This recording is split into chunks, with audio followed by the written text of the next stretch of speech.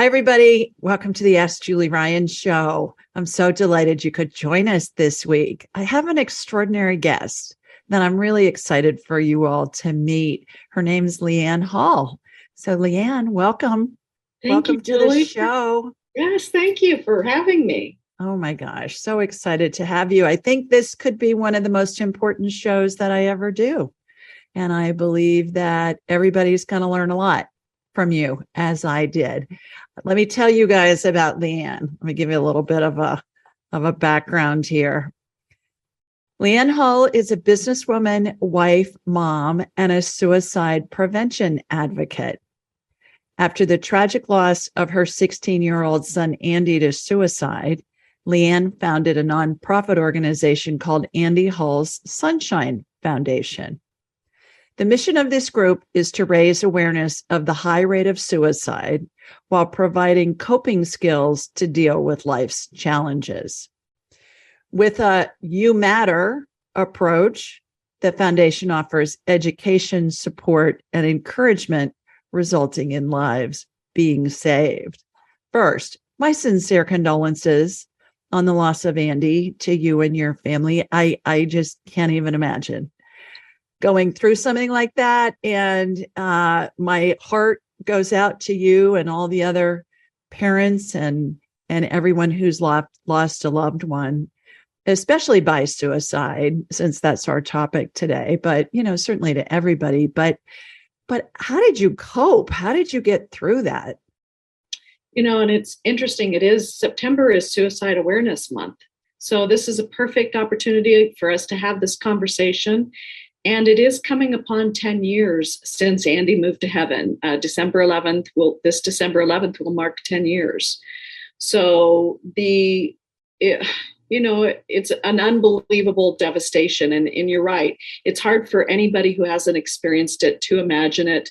I think that's a beautiful thing that you can't imagine it, because it would be too painful for you to, and it'd be too terrifying for you to be wondering about that for your, living in that wonder all your life. So the coping part of it, I had some natural coping skills that I had built throughout the years, just my natural personality to begin with, being a business owner, all of the things that I had done in my life gave me a foundation to start with. And then I had to add more into my toolbox of coping skills, which I have and continue to do for the last 10 years, but was very, very vigilant about that the first year after Andy moved. Well, one of the things that I heard when you gave your talk that I attended was you said, stop asking why, because you're never going to get an answer that's satisfactory and you'll drive yourself nuts trying to ask why. I had a client this morning whose mom died very unexpectedly recently of a heart attack. No known heart issues at all, died, and she's still in shock. And she said, why? We were talking to the mom's spirit. She kept saying, why? And I parroted what I heard from you. If you keep asking why, you're never going to get an answer that's going to be satisfactory. Anything you want to add to that? Absolutely. I absolutely know that I had divine direction minutes after Andy moved, after he transitioned, just the things that came out of my mouth, the way that I processed things. And for me, the thing that came out was, instead of why not me? I instantly thought about all the other parents and all the other people in the world who'd suffered tragedies and traumas. And if they could survive, why couldn't I? And so that why question, I mentor a lot of parents. I mentor a lot of people, regardless of whether they've lost a child or just a tragedy in their life. The asking why. So if I got an answer, if I asked God or whomever you relate to, why did Andy die by suicide? And he says, LeAnn, this is why. And I would be like, okay, does it change anything? Does it bring him back? Does it make me feel any better? Because I might know why. No. So until I have that moment when I'm on the other side, it doesn't matter. And I've always said that even then, by the time I get to the other side, it won't matter then either, because I'll be with Andy. And it's just an irrelevant question. It's a torturous question that serves no purpose. interesting response when you were saying all these other people have survived this. You made me remember when I was about ready to give birth to my son, Jonathan. I remember thinking, trillions and kabillions of women have done this and survived. I can too, because I thought, oh my gosh, how am I going to do this? And it really does give you strength. Yes. In all situations to say, okay, there have been how many, who knows how many people that have gone through this and survived. And I can too. I think one of the most difficult thing, well, obviously the loss that you experience is the initial most difficult thing you're going to experience, but then the isolation that can come with it. And so that connection, oh, I just got goosebumps. That connection immediately for me allowed me to not feel so alone in my suffering and connected me with all of these other people that I didn't know in the world, but I knew I wasn't alone. And that helped me a lot. I felt instant companionship with the suffering of humanity, I guess. Wow. Yeah. Suicide numbers seem to be rising. It seems all of a sudden, I don't know if it's just in my awareness or if they really are. And I had 3 clients in one day. And most days I'll talk to 4 or 5 clients on hour-long private sessions. I had 3 clients in one day who lost children due to fentanyl overdoses. And the authorities said it was death by suicide. And the parents weren't so sure about that. What is going on with the suicides? You know, I've said many times, and I get a lot of pushback from it, that so many, I'm going to change my words instead of so many. There are instances of overdoses that in my mind, in my experience, what I've seen are just an extension to suicide, because what we do in society, it's one of the things that I teach in helping people to move forward after loss, after whatever that is that we in society tell people that you should numb your pain. One of the first things that people did within an hour after Andy passed, when I finally got up off the concrete, my well-meaning friends, and they love me.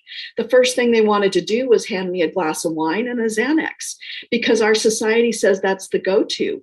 When you lose a game, a sports game, you go to the bar and commiserate. When you win a game, you go to the bar and celebrate. When you have a bad day at work, you come home, you open a bottle of wine and to numb the pain. And so we have not ever recently, we do not face our struggles in this world. And consequently, if we don't as adults model that behavior to our kids, there's no way, nothing that's going to come out of our mouth to tell our kids how to handle the challenges they're going to face in this world if we don't model it first. I didn't drink at all the first year after Andy passed, because I knew that one drink would probably lead me to take my life. It would take away anything that might hold me back from still being here on the planet. And I wanted to still be here, a little part of me. And alcohol is a depressant. I drink cautiously now. I tell people, if you feel like you need a drink, you shouldn't have one. I drink socially when I want to, or because I want to have the flavor of it or whatever. But our kids are doing the same thing, and they're playing with pills instead of alcohol because that's their easier go-to, because it's harder to go buy a bottle of booze at the store than it is to order an online pill. And that's a problem. They don't know how to cope. Do you think that that's what's causing the suicide rate going up? Is it just that the kids don't know how to cope? And what about people who are older? It's not just kids that are dying by suicide. It's people of all ages. Yeah, there's a lot of pressure in the world, not that there hasn't been in the past. So there has, if we look at the Depression era and times like that, the Depression era had a pretty high rate of suicide as well. I just watched a show. I don't know if you've seen it, 1883. It's the prequel to the hit series Yellowstone. Oh, yeah. And Tim McGraw and Faith Hill are in that series. In this series, 1883, in that year, it shows on that show 3 significant people ending their life by guns. I found that really startling, that and yet I know that was a reality, but should we continue to perpetuate that on TV? And that is what we've done for our society, is that we're bombarded with it 24/7, whether it's cable news, whether it's social media. We have no retreat, and people don't know how to retreat because we're addicted to our devices. Well, and video games, for God's sakes. Yes. Video games they're probably as bad as anything. Right. Because it makes it a game, and it makes it not seem real. Yes. When they're playing. Finances for older people, I would tell you, finances in regards to maybe medical bills or the pressures, the challenges, it's very expensive to live these days, and isolation. My aunt is 85 years old. No one goes to visit her except me. That isolation, that's hard. Mm-hmm. So our longer terms, we live longer, which I don't know if that's necessarily a good thing. I don't know. How do you extend your finances to 85 years old? How does your body function at 85? Where's your group of friends by the time you're 85? Most of them have passed. So it's a very odd thing. The longer we live, I think the more hazardous it is. It's interesting you're saying that, because today is my mother's birthday, and she's been gone 20 years. And I was talking with my brother earlier this morning on my walk, and I said, yeah, Nana would have been 97. My mother, Mary Jo, would have been 97 today. And I said, she would have hated that. He laughed and he said, you're right. She would have. Oh, my mom too. Yeah. And my mom's birthday was the 20th. And she would have been 83. And she also passed when she was almost 77, like your mom. And my mom loved being beautiful. She was beautiful, and she would have not wanted to be older. How funny. Well, it looks like you got her genes, because you're beautiful, just like your mama. So the biggest takeaway that I got from your talk was to say death by suicide instead of so-and-so committed suicide. Please explain to everybody listening and watching why you choose those words, and what the deeper meaning, not only to the memory and the honor of the memory of the person who's passed, but also to the family, to the parents, to the family, to the extended family and friends. And no matter what I say, how I say it, there'll always be someone that I offend. So I always tell people, don't get stuck on the words. But the American Foundation for Suicide Prevention, big, huge national organization, they made a push several years back to change the verbiage from committed, because that insinuates a crime, that someone has done something that's criminal, which in fact, completing suicide used to be criminal. So we want to take it away from the criminal element and give it a new title so that we can view it differently, because there's so much stigma and shame for the person that has passed that way, and for the ones that are left behind. So I always say Andy moved to heaven. I don't even, and that's just my words, but technically what the American Foundation for Suicide Prevention likes is death by suicide, died by suicide, or completed suicide. Because there are people that attempt suicide, there are also ones that complete it. So it just kind of gets rid of any kind of criminal thought process there. Getting rid of the stigma and shame is very important if we're going to change the suicide rate also. Because if you can't talk about it, you can't prevent it. Well, and in addition to the criminal aspect is the sin aspect. Oh. They committed a sin. Certainly, there have been many religions and ways of thinking that it was really a huge sin if you took your own life. And so when you say committed suicide, to me, I get the legal ramifications and the insinuations, but I also get the sin one too, which I think most cultures and religions have walked back on that at this point. And if they haven't, I hope the heck they do soon, because it's a brain disease. It's a brain illness. Wouldn't you agree? I think there are many types, many reasons, many ways that suicide occurs. So for Andy, his was not a mental illness. His was not what I would consider a disease. It was a moment. I was just talking about this with another mom here last night, and we both, we were talking about that it wasn't, Andy was sunshine. Andy was a bright, happy, well-adjusted, amazing kid. It was one moment. That's it. And I never really understood that. I wrote a book called How to Live When You Want to Die. And so after Andy moved to heaven, I understood that moment different than I could have ever possibly understood it before, because I walked up to the edge of that moment. And it would have been very easy for me to leave.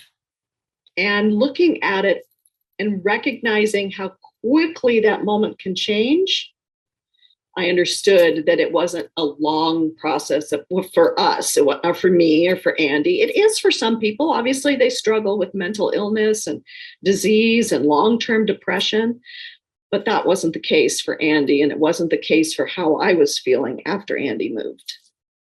That's a really good point, because a lot of the families with whom I work, their children overdosed.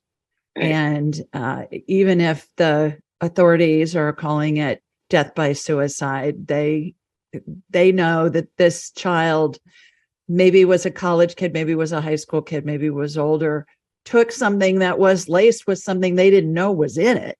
Right. And it was an instant. So that's a really good point. And I certainly have talked with many families whose children not only they knew that that's what happened, but then when we communicated with their spirit, they reiterated and validated that that's what actually had happened to them. Andy's was actually reported by his dermatologist. He had started taking a prescription drug. I'm not going to name it because I don't want to get in trouble in a litigious way. But and that drug, I had to sign a waiver that said that suicide, psychosis, and depression are potential side effects. I signed the waiver. Andy was a happy kid. I'm a good mom. I certainly would know if something was happening with my kid, but it affected his frontal lobe, where the clear thinking is. And for a teenage boy in particular, their brains are not fully developed until they're 30. So Andy's got a half-developed brain that's being affected by chemicals that have the potential to not allow him to process life's challenges, life's whatever he may face.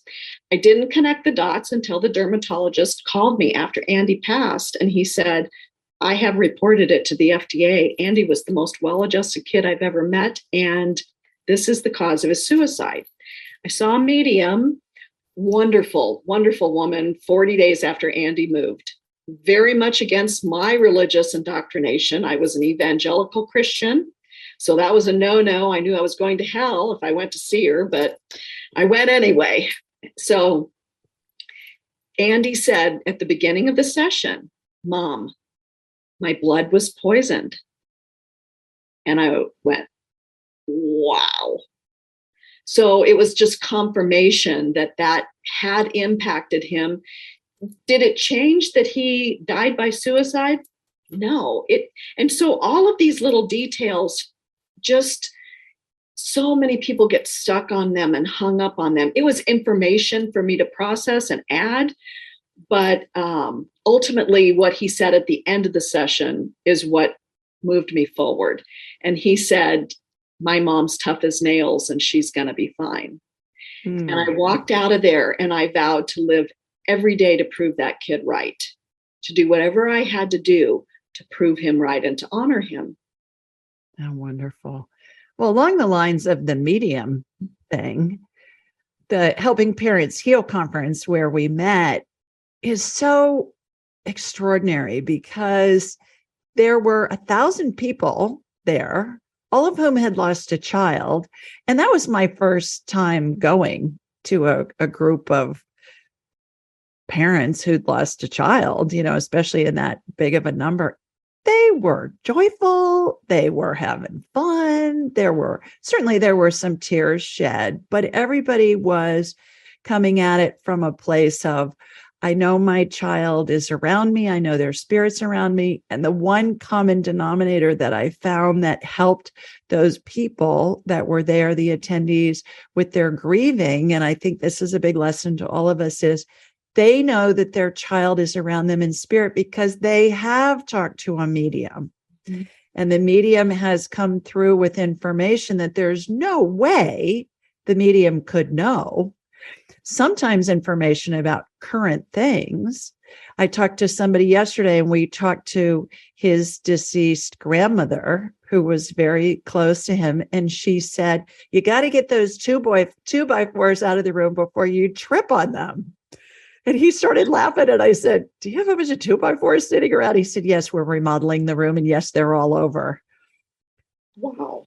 I'm on a phone call with him. I'm not on an audio or I'm not on a video thing with him. So when we get information from spirit like that, it really helps us know that our loved ones are around them and we can communicate with them. Yes, I gave myself permission to go back and see her every 6 months for the first 2 years. I knew that I called them my intergalactic conversations with my kid. I knew that I didn't want to be dependent on that. But I also knew that while I had that Christian foundation of knowing that my kid was in heaven, I wanted more information. I wanted to know what heaven was like. I needed more. I wanted more definitive information. And so I was hungry for that. And I had a couple of instances, and we can talk about it if you want at some point in time. I did get to make a trip to heaven. So that was really awesome. And then that same medium, my husband passed just 2 years ago on the night of our 40th anniversary. And she called me the next day and she said, LeAnn, I don't do readings for people who are newly grieved, but she says, I know you're not crazy. So she says, your people want to talk to you. Can I give you a reading on Wednesday? And I said, absolutely. I'd love to tell you a highlight of that if that's sure. Okay. Right? Please do. Yeah. So it was my husband was not sick at all, just a beacon of health, amazing. And he was working out of state, came home to celebrate our 40th anniversary. We had a great day. We had just signed the papers on 8 acres of property up in the North Country. And he had walked the property, showed me where he was going to lay the house out. He was going to build our house. And this was the retirement plan. In a year, he'd quit and we would go do that. And so we celebrated with our kids. And then I had planned this special evening to dance around the fire pit, him and I. And I'd put together this collaboration of music that represented our really 45 years of being together. And my oldest son videotaped us dancing around the fire pit to these songs. And I posted it on Facebook that night. It was really a perfect day, perfect evening. And then in the middle of the night, I heard a really loud yell, not a scream, but a yell. It woke me up and I reached over to the side of the bed to feel if my husband was there, and he wasn't. And so I got up and I walked in and I thought I saw him standing in the bathroom. I was sure at that moment that he was standing in the bathroom. And I said, are you okay? And he said, yes, I'm fine. I went back to bed. Got up the next morning. He wasn't in bed. Walked out to the living room and I could see, I get up really early in the morning. So it was just beginning to get light, but it was still dark enough. But I could see him sitting in the chair in front of the window, and he was sitting upright with his arms on the armchair, on the arms, and then his legs were propped up on the coffee table, and he was just sitting there.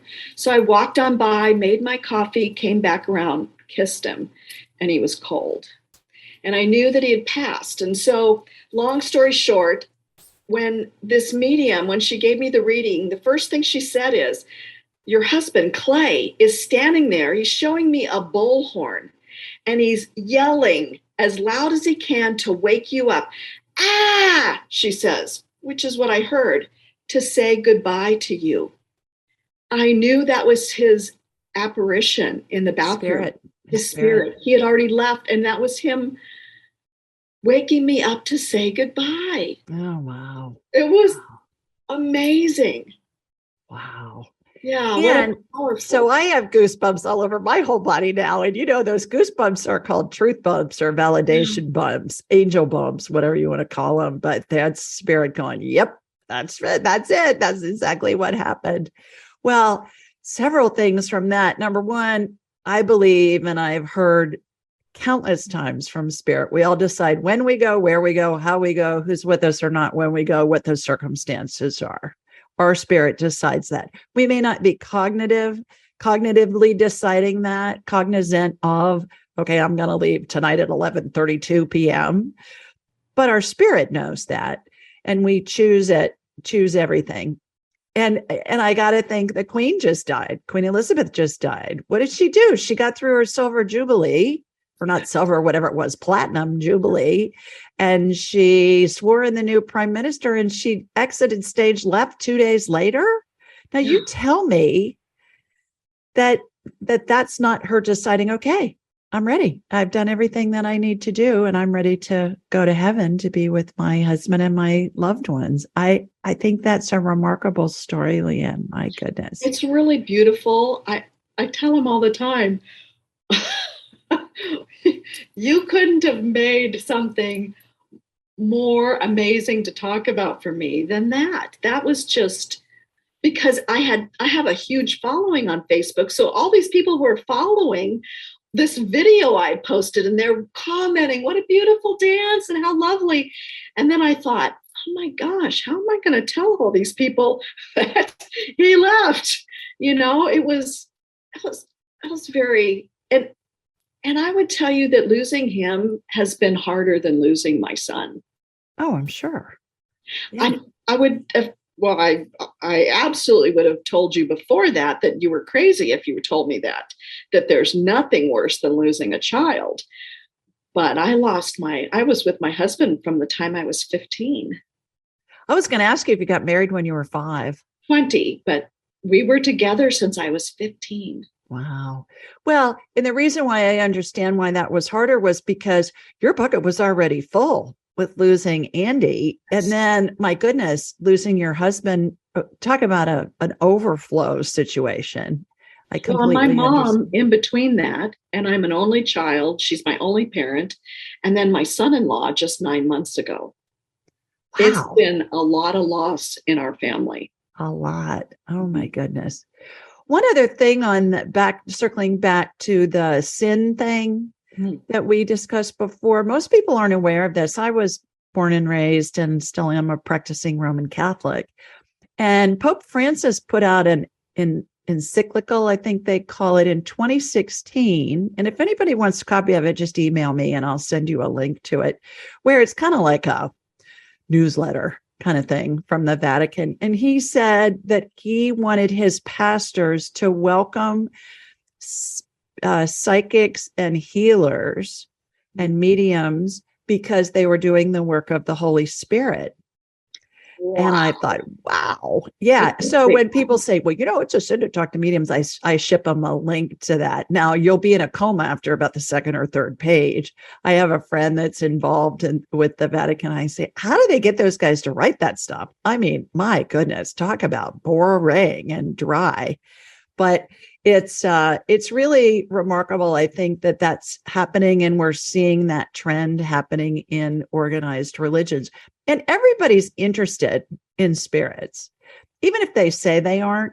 And I like to have this conversation with people when they say, oh, you're talking to the devil. And I go, oh, okay. And it's usually somebody who's evangelical or like a rabid Catholic or Christian or whatever. And I'll say, okay, well, do you pray? And they'll say, well, of course I pray. I don't know, they'll get a little defensive. And I'll say, great. To whom are you praying?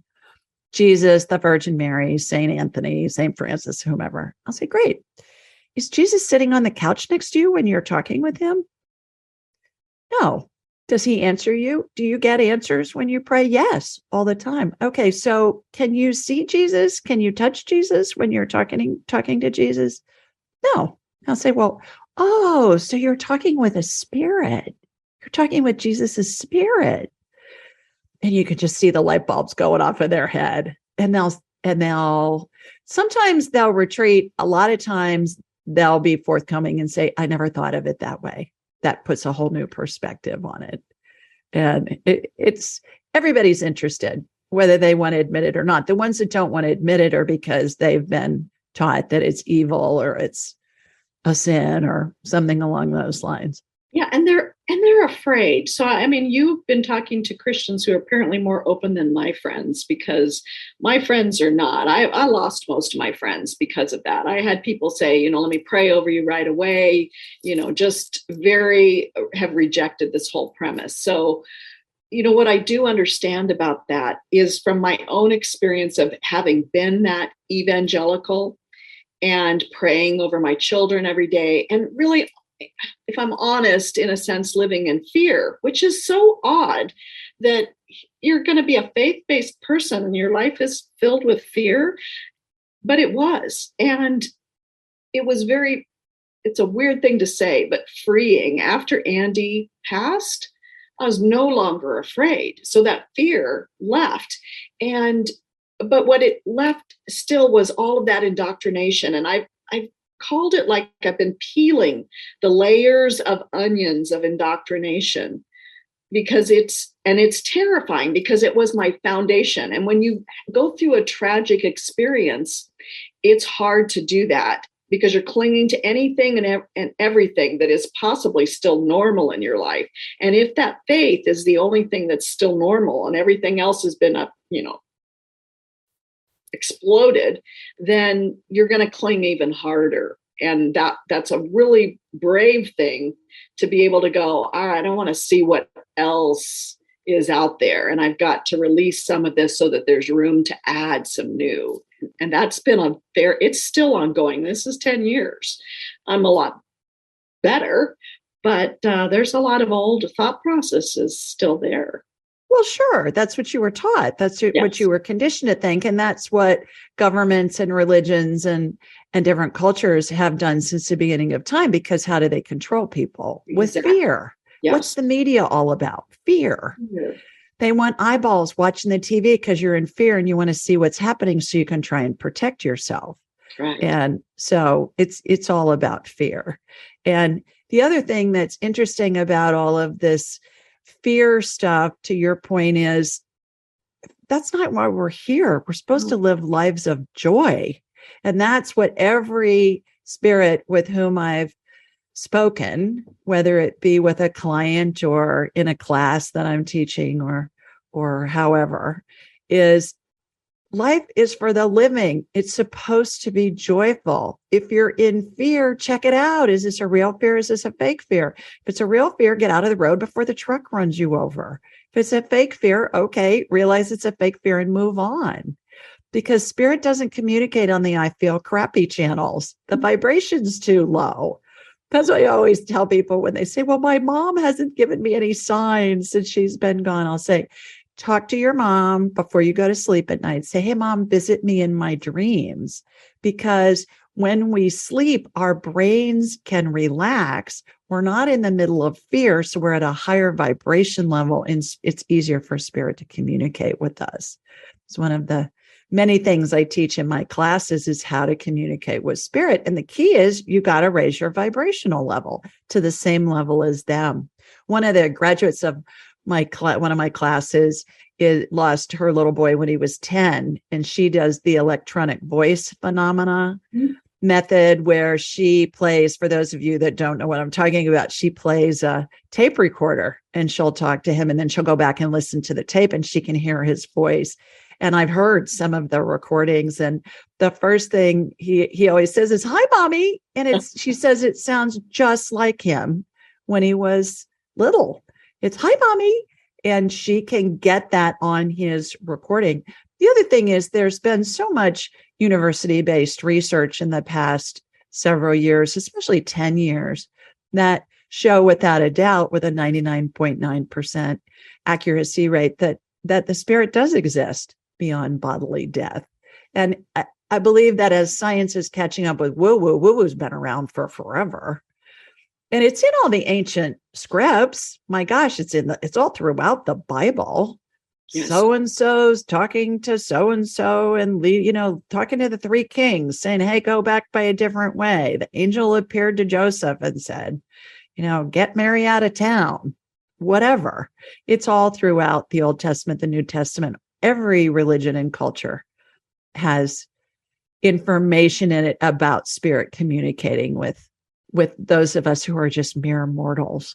So I want to hear about your experience with, you said you've been to heaven, what a tease. All right. So you got to tell us about what happened there. I did it with a Dr. Mark Pitstick, who does hypnosis. And I never thought that was going to be possible with me, but it was. And I made a very amazing trip to heaven. It was so fabulous because as soon as I crossed over the threshold, Andy was there.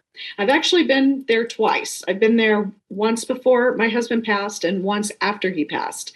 And so they're very different experiences. So interesting. But anyway, Andy was there, and it was just instantly, it wasn't like, oh, Mom, I'm so glad to see you. He's like, Mom, I've got a baseball game. Do you mind coming and watching? I'm like, oh, I can't think of anything I'd rather do. So, we went, and however we got there, but I'm sitting on the bleachers and I'm watching him pitch. He was a left-handed pitcher, very gifted. And he yells out to me, Mom, I can throw my knuckleball here. And his coach was the Kansas City Royals pitching coach. So they were very strict, would never let him throw his knuckleball here. He was very irritated at that because he loved throwing the trick balls. But that was so interesting to hear him say that. And then I could sense my mom and grandma were sitting on the bleachers with me. But another interesting thing happened. I heard a man sitting next to me, and I heard him go, spin that ball, Andy, spin that ball. And I turned and I went, oh, Dave, you're here. Well, and he said, yes, of course. Where else would I be? Dave's son was the catcher for my son when Andy pitched, and Dave passed a few months before this experience. And so it was so interesting. Who would have thought that I'd run into Dave? And then, the game went on, and there were many other things that happened through the game, watching him play ball, watching him hit, how joyous all the players were, even though they were super competitive. And then Andy said, hey, we've got a family picnic. We went to the family picnic, and Andy loved jumping off cliffs on rivers and creeks and stuff like that. And he's like, come on, Mom, let's jump. And I'm like, no, I'm just going to lay down here on this big, warm, wonderful rock and watch you jump. And so he jumped, and I could see my family all along the creek side, just picnicking, whatever you do is, all those things you do as a family. But then Andy, after spending some time there, he said, Mom, I've got one more person for you to see. And this was so important to me because it was earlier on, and I was really struggling with my faith and blending my spiritual journey and how that all went together. And as we were traveling, the closer I got, I could feel, and I can feel it now, I could hardly talk, this presence in front of me that I had no idea. And then all of a sudden, I felt Jesus put his hands on either side of my forehead and bring my head forward. He kissed me on my forehead. And I felt at that moment his approval of my journey, his love, his acceptance, that this was all one thing. These aren't separate. This is not separate. And and when I finished, I was crying, and just here physically crying, but not sad, just overwhelmed with emotion. And then Andy was like, okay, I got to go, Mom. And we went back, and it wasn't sad. It was like, I'll see ya. And he left, and I went back. And it has sustained me. It was so amazing. It was so amazing. What a gift. Yeah. Yeah. To help you with your grieving and your Mhm. preparation that your husband was getting ready to exit as well. Yeah. Oh my goodness. What a just remarkable story. Thank you for sharing that. It was My beautiful. goodness. I had goosebumps the whole time you were telling it. It was so Yeah. fun. I'm sure you can sense that.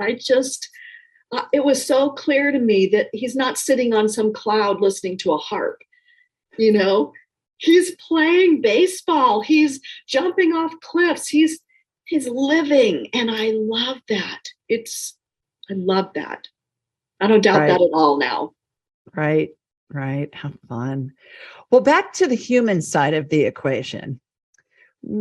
I can imagine that when Andy passed, it was uncomfortable for you because your friends wanted a bunch of information, wanted to know what happened, how did it happen, what's going on. I hear that from parents who tell me, what do I say to people? It's so awkward. And also, you alluded to this earlier, that there are people who are so uncomfortable with the circumstances that they stay away because they don't know what to say and they don't want to invade your privacy. I think they really care, but they don't know what to say or do. So please address, how do you handle that if you're the family member or the parent of somebody who's passed by suicide or anyway? And also, how do we as friends and family members support the people and the loved ones who've lost somebody very close to them? Two very important things. Obviously, the first one I'm going to talk about is much easier to do on down the road. But remember this: practice will make it easier. And so be intentional about this journey. Control the narrative. It's something that I did from the very first because I did not want Andy to be defined by how he passed. I wanted people to remember who he was. That's the most important thing for a parent who's lost their child or lost a loved one or anything. They just don't want their loved ones to be forgotten. So if you control the narrative, one of the biggest fears for newly bereaved people is, how do I answer those questions? How many children do you have? How old are your kids? Oh, you've lost one. How did that child pass? So you can anticipate, you know those questions are going to come anytime you meet someone new. So I don't even wait for the questions. I control the narrative from the very beginning. As we introduce ourselves, I'm LeAnn. I have 4 kids, 3 here, 1's in heaven. Andy died by suicide. He was an amazing kid. I'm happy to tell you about him. So it has dispelled any uncomfort from anybody's perspective. First of all, I'm no longer sitting, waiting, wondering, what are they going to say? How am I going to say it? How am I going to answer? I've prepared a statement in advance. It's not a statement anymore because I'm just excited to say it. But at the beginning, knowing what you're going to say, something short, something brief that addresses the fact that you have a loved one in heaven, or whatever you're going through. You can, if you've lost your job, I lost my job and I'm looking for this other one. You can control that so that you're not in just being the passive recipient. You can be the person that is intentional and controls your journey, no matter, because there are things that are going to happen to you. I'm not saying you can control all the things that happen to you, but you absolutely can control the message that you're going to send out afterwards. Prepare the message that you're going to deliver after whatever has happened to you in your life. And when I tell people that I'll have people ask me about my tattoo, and it says Andrew, and it's his handwriting that was taken from his homework. And people say, "Oh, is that your son?" And I'll say, "Yes, he died by suicide, and that's his handwriting." And my face right there tells them it's okay to talk about him. He was an awesome kid. That's his handwriting. So I'm excited to be able to share. Let me tell you about him. And or I wear his picture. Is that your son? Yes, he died by suicide. I'm not ashamed of it. And that is instantly, people understand that because I'm saying it. And the more we say it, I am not uncomfortable with it. I could tell you details and things that would make you uncomfortable that I won't do. but I could, because I've said them enough that I own them. I am no longer the passenger in the airplane. I am the pilot Well, it's of the probably a journey. little startling and surprising to people when you say that there, because Yes, they're not used to that. That's a new way to respond to those questions. And they're not trying to be disrespectful or anything. They don't know. They don't right. know what they don't know. And then how can we help support people who have lost a loved one when we're uncomfortable and we feel like, okay, we want to give them space, or what can we do? I heard somebody said 333. You call them 3 days after their loved one passed, 3 weeks, and then 3 months. I don't know that there's any set rule. That sounded a little far-fetched to me, but Clinical. how do we do that? I know funeral food's a big thing. I have a friend who lost a son, and so I went to Costco. I mean, I got a shopping cart full of food that they could just heat up. And I knew there'd be a lot of people in and out. And I took it with flowers and a card. And that was something that I could do the night that their son passed. But what can we do? What can we say? What is it? Is there a general rule of thumb that we can use? The biggest mistake I think people make is asking and telling people, let me know if you need something. When you're in that state of trauma, you can't even think for yourself, let alone think for someone else. So while you think you've done a good thing and saying, I'm here for you, let me know if you need something, the fact of that matter is that person's never going to call you because they can't. Not because they don't want to, but they can't. So the most important things that happened for me, I had two important friends that stayed. They were there for the first full year all the time. They literally would just, I never had to ask them to come. They didn't call me and ask if they could come. They just showed up at my door. And if I wasn't in the mood to talk with them, I might just go to my bedroom and they'd still be out there in the living room. And I knew that I could go to sleep. I could do whatever I wanted to do. So they were not going to interfere with whatever I needed. I didn't have to entertain them. I didn't have to talk to them. But it was comforting to know that they were there. I did want that. I wanted to know that there was someone there, and that I also wasn't responsible for them. They'd lock up the house and they'd leave after I went to sleep. And so there was a routine, an assuredness that I knew that there were going to be people that came to my house that weren't requiring anything from me. And then the food thing. While the food thing's good, the food thing is really overwhelming for the refrigerator, because in fact, you really don't want people to keep coming over and staying and eating, because that's too much. But the people that brought me toilet paper and paper towels and garbage bags, I remember the last garbage bag I went through a year later, and I thought, that has saved me a year of having to think about that and how thankful I was. So those things that are that you don't have to put in the refrigerator, that are the essentials, are really, really helpful. And you could just stock someone up on that. You can leave things on the doorstep. Just don't wait for someone to ask for help. That's the biggest thing I would tell you. And if you're afraid, don't be. They will lead the way. They'll tell you. If they answer the door and say, I'm really not up to this, okay. But they at least know you showed up. So show up. Absolutely show up. Show up, or if you're far away, at least text or call or Yeah, send a texting was card, or best. I yeah. loved cards. Phone calls were hard.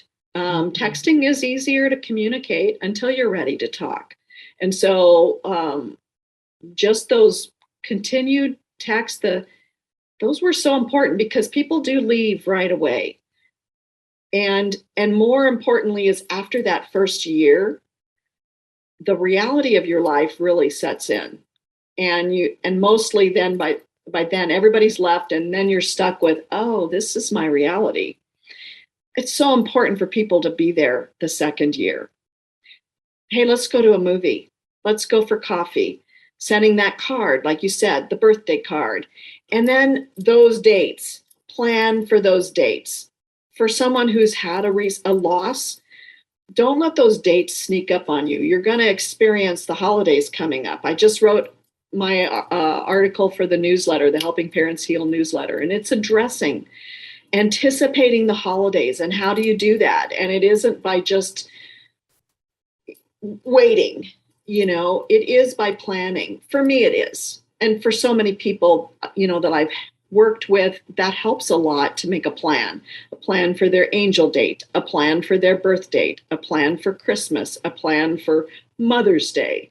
Well, as a community involved person and even a congressional candidate at one point, I saw in your bio, my goodness, that's a big deal. Do you believe that your life really was preparing you for the work that you're doing now with the foundation? And I want you to tell us all about the foundation, especially what's a sunshine reader, okay, and tell us about the You Matter part of your work.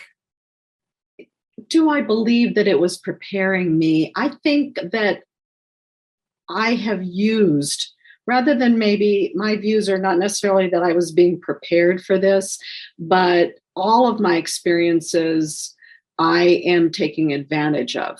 I'm using them to help continue moving my journey forward. So even the congressional race, hey, I came in last place out of 10 candidates.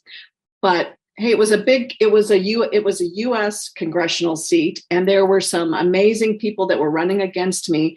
And we had the opportunity to have, because it was such a big race, we had the opportunity, lots of the big corporations invited us in to do debates, USAA, Cox, people like that. And so I honestly didn't know that one of my gifts was speaking or writing per se. And through that experience of running for office, none of the other candidates ever wanted to go after me because I could speak well and I can speak off the hip, I'm a great debater. And so my responses, I apparently have a pretty good brain. My responses are quick and I love it. It was invigorating for me. And so what that did though, by coming in last place, first of all, no one felt real threatened by me. So there was nothing bad to say about me. So my reputation was intact, not that they would have had anything bad to say anyway, but those connections, when Andy passed, because I ran in 2010 and Andy passed in 2012.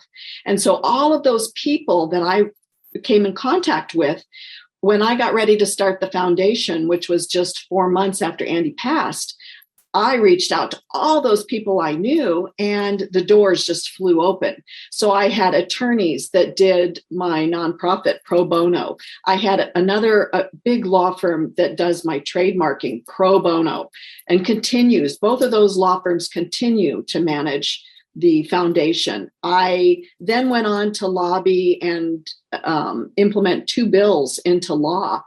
And because I knew so many congressmen and women and senators and attorney generals and people like that, I had the opportunity to speak everywhere and anywhere. And we got those laws on suicide prevention and education. Those became laws, one in 2014 and then one, I think, in 2019. And it's really because the education system, they didn't want to talk about suicide.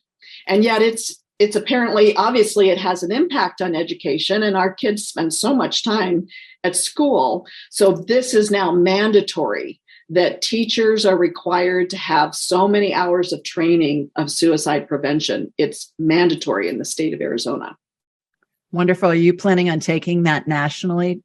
Oh, no. Through those experiences, what I understand is with all the losses that I've had, Julie, I don't need to bang my head against the wall in that large setting. I just don't. There are other people like the American Foundation for Suicide Prevention. They lobby nationally. They do those. There are other people that are better suited for that. I really feel like I've found a niche that is best for my skill set and my anxiety level at the moment, going through all of that we've gone through. I have to manage that. So the foundation, all the work that we do here, I do speak nationwide, and our foundation reaches nationwide, but in terms of laws and legalities like that. That's not where I'm at the moment. Now, if the president or somebody called me, of course, I might come running, but there you go. Stay tuned. Yeah. He may watch this show, LeAnn. maybe. He may be calling you sooner than you think. What's a sunshine reader? So the foundation is called Andy Hull's Sunshine Foundation because Andy's nickname was Sunshine. That's who he was. He was the epitome of sunshine. And that was just the perfect name. So we have 3 entities in our foundation. One is that I speak all over the country. And then the second is our Camp You Matter, because that's the mission statement. That's our message that we want to deliver is You Matter. And then the Sunshine Readers. So Sunshine Readers is a volunteer organization where we connect someone here, and it is in some other states, but not in a lot of other states yet. It's pretty large in Arizona, and we connect volunteers with their local schools to go in and read to the kids. So it's a literacy arm of our foundation while sharing the You Matter message. So we deliver the You Matter wristbands to all the kids that we read to, and we're reading books that are life affirming, that are positive, that are teaching a message that will reaffirm that the kids matter. So that's a really exciting thing to do. And anybody, any age is really over 18 though. I mean, I have younger kids that want to read, but it generally doesn't work out really well because of just logistics. Getting them there is usually during the school day and they're at school. So is it for primarily public schools or public and private for any school? Anybody, charter. We have all kinds of schools. We've actually done some Sunshine Readers in some inpatient facilities as well as our Camp You Matter. So I love our Camp You Matter. The Sunshine Readers is designed to connect with kids ages kindergarten really to 6th grade. After 6th grade, teachers don't really bring anybody in to read to them. Now with COVID, we haven't been into any classes for 2 years. So that's been really challenging. We're just being able to get back into that again, but they're so far behind on education right now. They're not thinking about bringing anybody else in very much. So we're in a holding pattern on that. But Camp You Matter has been able to continue even regardless of COVID. It is an after-school program or it's been done as a summer camp. It's a 15-week curriculum. It's been reviewed by Johns Hopkins. So that's amazing. And it's like an outdoor wilderness experience inside the classroom. So for so many kids that never get to experience nature, we're bringing nature to them because that's such a healing thing. Nature teaches us so much and so much healing that way. And it just is focused on communication skills and patterns of our lives. And it's one of the most amazing programs. I love it. The Girl Scouts have been looking at it. United Way has been looking at it. We have done it as a summer camp. We did it as an inpatient treatment for all the way from kindergarten to 18-year-olds. And frankly, it could be used as a team building for corporations. I think it would be superb. Wonderful. Well, terrific. Well, I could talk to you for another hour. Alas, we're going to need to wrap it up. How can people get in touch with you and get in touch with the foundation? How can they learn more about the work that you're doing? The foundation's website is andyssunshine.com. So that's very easy. You can request You Matter wristbands. We ship them all over the world free, no shipping charges, nothing. Doesn't matter how many you want. We just shipped 18,000 to a school district in New York. So if you want You Matter wristbands for your organization or your school or whatever it is, I wrote my book, How to Live When You Want to Die. You can find that on Amazon. I am on Facebook, LeAnn Hull, super easy to find. So is our foundation. We're on Instagram, Twitter. I'm pretty easy to find. Okay. Just Google LeAnn Hull, Yes. Hull, and you'll find her. Well, like I said, when we started this chat, you are an extraordinary woman, and God bless you for the work you're doing and everything that you're continuing to go through and helping others learn how to get through something that may be similar to what you've experienced. So everybody, I'll be back next week with a regular show. Sending you lots of love from Sweet Home, Alabama. Mwah! And Arizona too from LeAnn. Bye, everybody. Thanks for joining us. Be sure to follow Julie on Instagram and YouTube at Ask Julie Ryan and like her on Facebook at Ask Julie Ryan. To schedule an appointment or submit a question, please visit AskJulieRyan.com. This show is for informational purposes only. It is not intended to be medical, psychological, financial, or legal advice. Please contact a licensed professional. The Ask Julie Ryan Show, Julie Ryan and all parties involved in producing, recording, and distributing it assume no responsibility for listeners' actions based on any information heard on this or any Ask Julie Ryan shows or podcasts.